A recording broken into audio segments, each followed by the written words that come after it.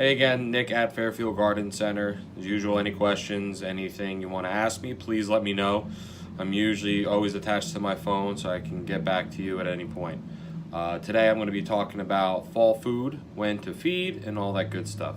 Here we go. This is the Aquascape Premium Cold Water Fish Food. The main difference between this and a summer food is that there's wheat germ in it. Wheat germ, it's a lot easier for a fish to digest wheat germ than it would be any of the higher protein foods that are out there. There are many different size pellets and different companies that you can choose from. It's usually easier to give them a food from the same company. They tend to go eat that a lot easier than if you change the companies up on them. If you would like to reach us, follow us on Facebook. Just search Fairfield Garden Center. Follow us on Twitter at NJFGC. Follow us on YouTube at Fairfield Garden Center.